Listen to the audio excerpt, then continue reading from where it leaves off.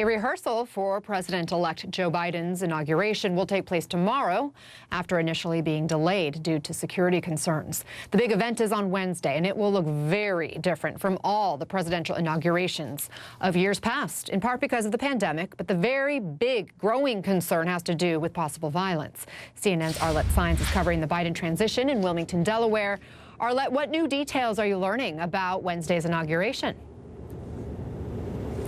Well, Anna, President-elect Biden's inauguration on Wednesday will certainly be scaled back, not just because of the pandemic, but also those security concerns that have been rising around the inauguration. You will not be seeing a crowd on the Mall or a traditional parade down Pennsylvania Avenue. That'll be replaced by a virtual parade. And also those inaugural balls are called off. They instead will be airing this primetime celebration the evening of the inauguration that will feature a host of celebrities, including Tom Hanks, who will be hosting that event.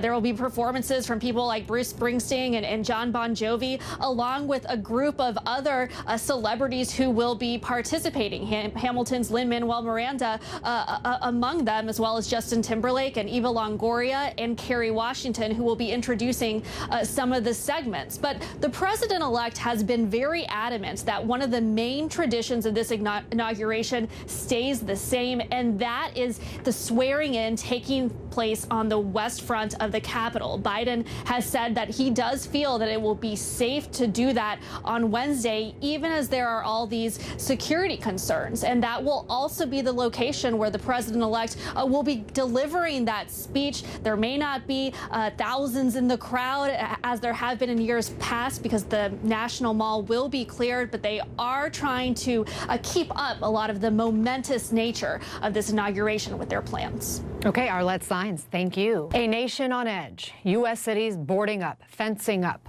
blocking streets and buildings, bracing for possible violence ahead of Inauguration Day. The U.S. Capitol looks more like a fortress today, and so do state capitals across the country. The FBI has warned of possible armed protests in all 50 states. We have a team of reporters spread out across the nation. Let's take you to Lansing, Michigan now, and CNN's Sarah Seidner. Sarah, this amount of security is not normal. Are experts worried this is just the beginning of potential long-term threats and possible violence?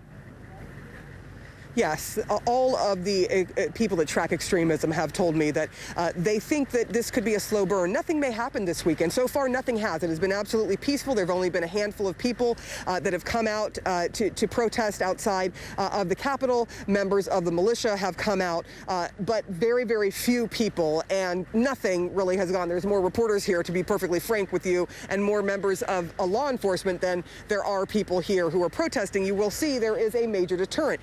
This is the National Guard. They are parked at the very end of Michigan Avenue so that you can't just drive up to the Capitol itself.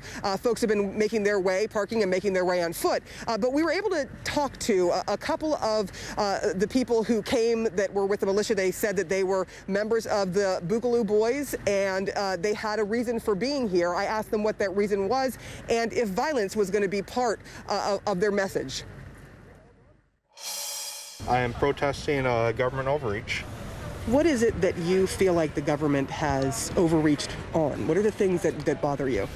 Every part of our lives. You can't do anything without getting permission from our government, whether it be build a house, own a firearm, drive a car.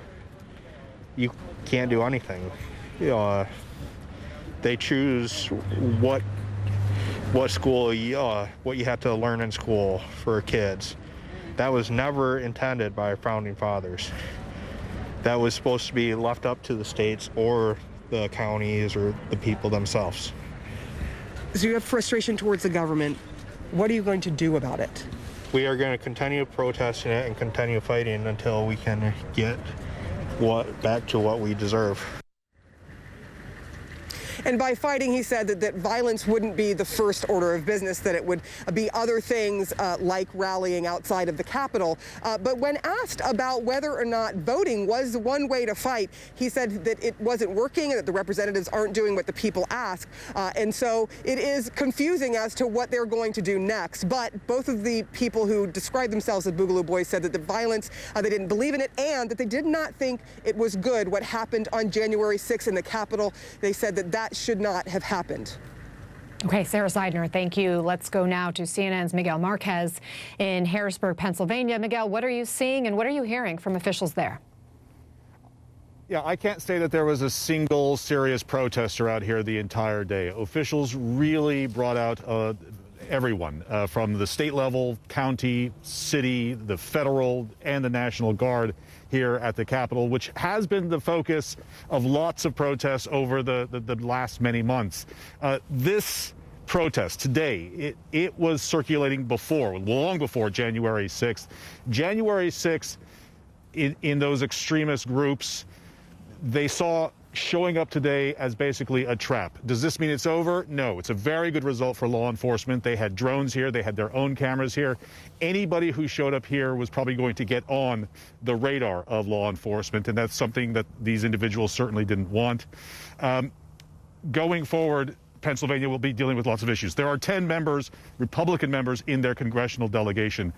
8 of them voted against allowing the Electoral College to be approved and to go forward. Only 2 of them, Senator Toomey, who is retiring, and Representative Fitzpatrick, Republican, voted to allow the Electoral College to be approved and for Joe Biden to take the oath of office on Wednesday. So that's what they are dealing with in places like Pennsylvania. It is far from over. There are concerns about the rest of the week. The Capitol will be closed the rest of the week, but it's not just this week. They will be looking in the months and the years ahead. Anna? It is so weird to see how quiet and empty all of these images are. Thank you, Miguel. I want to go to Martin Savage, who's joining us from Atlanta. Set the scene for us there, Martin. Hey, Anna, well, they've begun to relax the kind of security cordon that had been set up around the Capitol.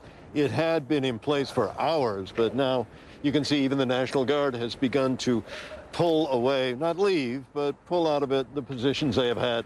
It's primarily, you've got the Capitol Police and Georgia State Police now that are monitoring things. At most, we saw 6 armed protesters. Everything was quiet, but they did get a lot of attention from law enforcement. There were concentric rings of security around the Capitol here. They had closed some of the streets, especially those in front of the building itself, using dump trucks to prevent anyone from trying to ram their way through. It's been a peaceful day. They're relaxing now, but they may have to keep this up for several more days. We'll see, Anna. Okay, thank you. We will check back with all of you. I appreciate all of your reporting.